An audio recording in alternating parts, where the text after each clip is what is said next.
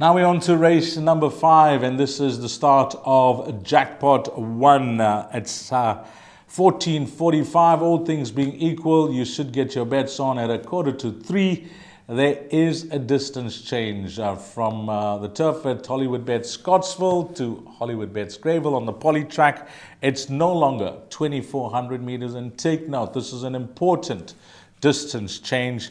It's now 2,000 meters, and that changed just the complexion of this race totally for me. I was in the camp of Twice Golden on Friday's show, and it looked like the right type of race for him, and Anton Marcus may have been catching the right wave at the right time, because he loves racing at Hollywood Bets Scottsville. He enjoys the distance as well. But the distance drop, and now on the poly track, I think this certainly brings a few other horses right into it. He's a deserved favorite still, Twice Golden, but I don't think that he could be as good a bet as he was at Scottsville. Okay, Twice Golden, Guard Puller and Anton Marcus team up. That last start was a well-beaten second by Black Ball, but nevertheless, that was a good effort from him. And he's a horse that stays well. So if this was a 2,400 meter race, he looked like the right type of horse in the field on his stamina. Now that it's over 2,000 meters, it won't trouble him. But as I mentioned, it just brings other horses back into the race. And one of them being number 6, Run to Denmark. Well, he's best up to 2,000 meters, this horse. He loves the poly track as well. Well, all of his recent runs, in fact, of his last 2, 4, 6, 8, 10 runs, his last 9 have been on the poly track, and he's got solid form on the surface as well. He comes right into it. Number 7, The Appeal for Alison Wright. I mentioned I wasn't concerned about the 2,400 meters. That was supposed to be the distance because on his pedigree, I suggested he would get it. But now that he's going over this 2,000 meter trip, a distance that he went over last time out, which was a good third, I think with 53.5 on his back, he's a massive runner as well. Number 7, The Appeal.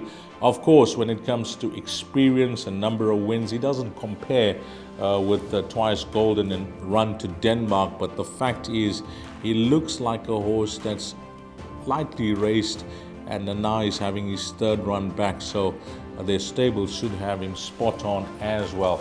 Warren Linferna on Friday's show, he liked number 4, Mrs. Hotline. He did speak to Peter Muscat, as you mentioned on that show, and Peter Muscat was hoping for a good run from the filly.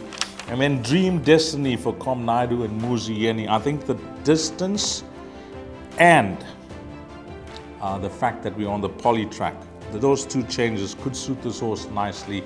He's slightly under sufferance, but he's nicely drawn it well. He's got 52 kgs on his back. The draw is actually immaterial with Dream Destiny. He's a horse that will be given a patient ride. He just has this bad habit, should I say not bad habit, that's just his racing style, where he's a bit slow into stride and sluggish and lazy in the early part of the race.